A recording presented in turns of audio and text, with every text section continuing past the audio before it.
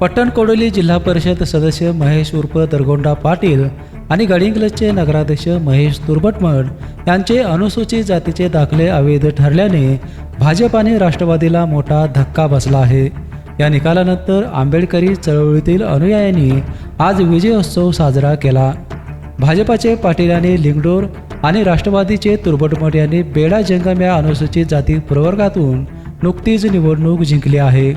महेश पाटील यांच्या जातीच्या दाखल्याविरोधात चंदूर येथील चरणदास कांबळे आणि त्यांच्या सहकाऱ्यांनी कोल्हापूर जात पडताळणी कार्यालयाकडे तक्रार दाखल केली होती।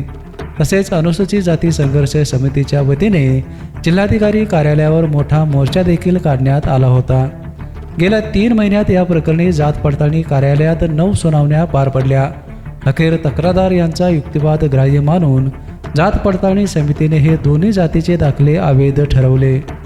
या निकालानंतर चंदूर गावामध्ये गुलालाची उधळण करत विजयोत्सव साजरा करण्यात आला। तर कोल्हापूर शहरातील ऐतिहासिक बिंदू चौकामध्ये आंबेडकरी चळवळीतील नेत्यांनी एकत्र येऊन आनंदोत्सव साजरा केला। त्यांना महेश दरगोंडा पाटील यांना साधारणतः खोटे दाखले काढले, तिथली कागदपत्र फाडली। ती कागदपत्र फाडायच्या अगोदरच आम्ही तहसीलदाराकडं नकला घेतल्या होत्या की त्यांना जे दाखलं काढलं होतं त्याचं, आणि ज्यावेळी जात पडताळणी ऑफिसनं दाखले मागितले त्यावेळी नकला मिळत नाहीत, दप्तर गायब आहे किंवा पानं फाटलेले आहेत असा दाखला दिला।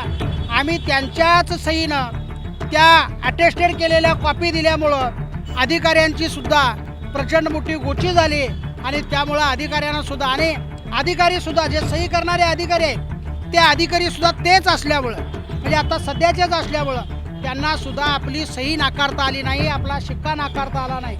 आम्ही सत्य आणि संयमानं गेलो, निष्ठेनं गेलो। आम्ही कधीही कुणालाही खोटा कागद किंवा खोटा दाखला देऊन आम्ही फसवायचं काम केलं नाही।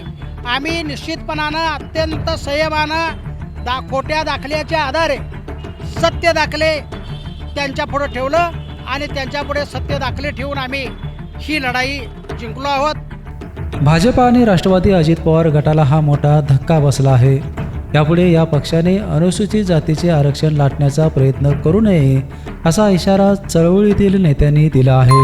हे आमच्या सगळ्या एसीच्या एकजुटीचा विजय असा आम्ही या ठिकाणी म्हणतो। या निकालानिमित्तानं या सत्ताधारी पक्षातल्या भारतीय जनता पक्षाचा महेश पाटील असेल किंवा तुर्भटमठ हा राष्ट्रवादीचा उमेदवार होता, या दोन्ही सत्तेतल्या पक्षांनी यावरून धडा घेतला पाहिजे।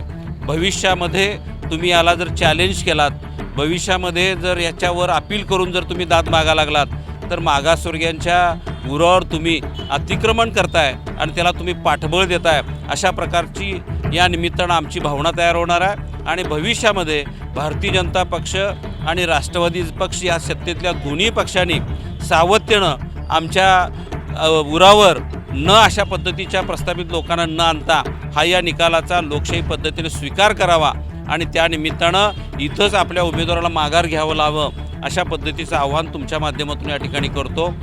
पेपेंसाठी कोल्हापूरहून विजय यशपुत्त।